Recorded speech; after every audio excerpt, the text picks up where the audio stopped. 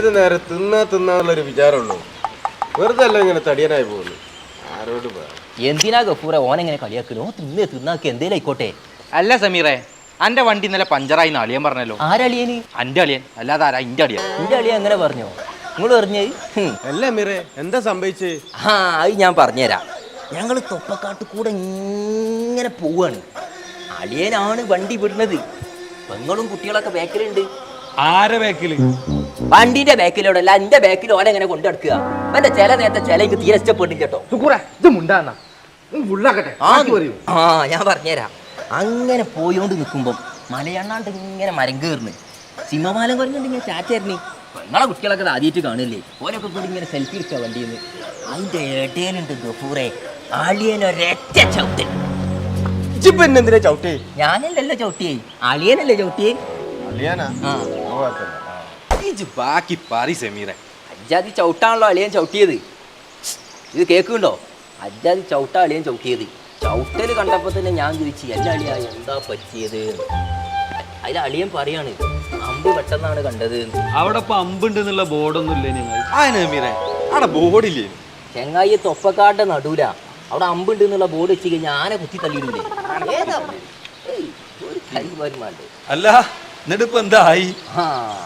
ഞാനും കരുതി അമ്പല്ലേ അളിയൻ കണ്ടിട്ടുണ്ടാവില്ല.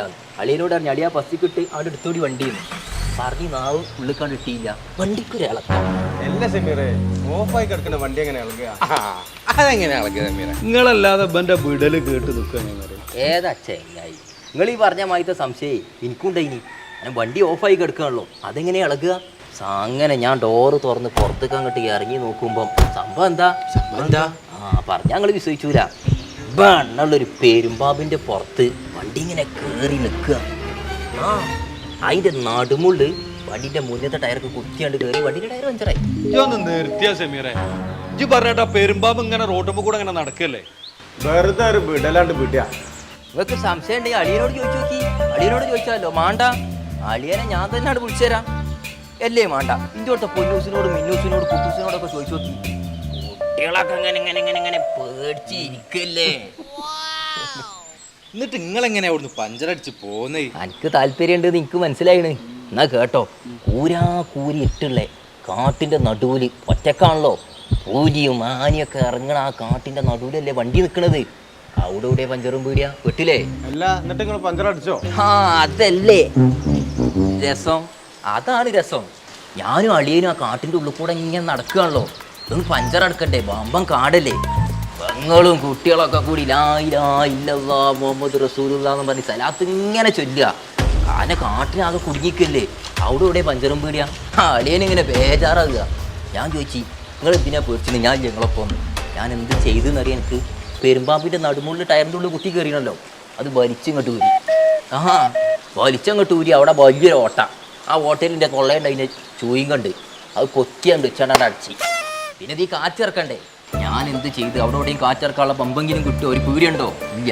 ഞാൻ എൻ്റെ പള്ളയിലുള്ള കാറ്റ് തൊള്ളേക്ക് ഇങ്ങോട്ട് ആക്കിയിട്ട് ഒറ്റ ഊത്ത ടയറിങ്ങോട്ട് വലുതായി ഇങ്ങോട്ട് വന്ന് അളിയനോട് അടിയാ വിട്ടൂടി വണ്ടി. അങ്ങനെ അങ്ങോട്ട് വിട്ട് നാട്ടിൽ അങ്ങോട്ട് എത്തി. ഇവിടെ തപ്പ ഇരിക്കണം. ഇതാണ് നടന്നത്. എന്നാലേ ഞാൻ പോവാ. ഇനി ഞാൻ ഇവിടെ നിന്നിട്ട് ഞാൻ എന്തോ കാട്ടേണ്ടി വരും. എന്താ ഈ പൊട്ടന്മാർക്ക് മനസ്സിലായി, എന്നിട്ട് ആ പൊട്ടന് മനസ്സിലായില്ലല്ലോ. എന്തിനാ സമീറ ആൾക്കാരെങ്ങനെ വെറുപ്പിച്ചിട്ട്?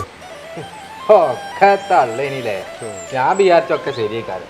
ഇവല് പറയണത് നോക്കണ്ട കേട്ടോ. ഇതൊക്കെ സത്യ. ഈ കാട്ടിൽ നിങ്ങൾ ആരെങ്കിലും പഞ്ചറായി കൊടുക്കുകയാണെങ്കിൽ ഇങ്ങനെ ചെയ്താൽ മതി.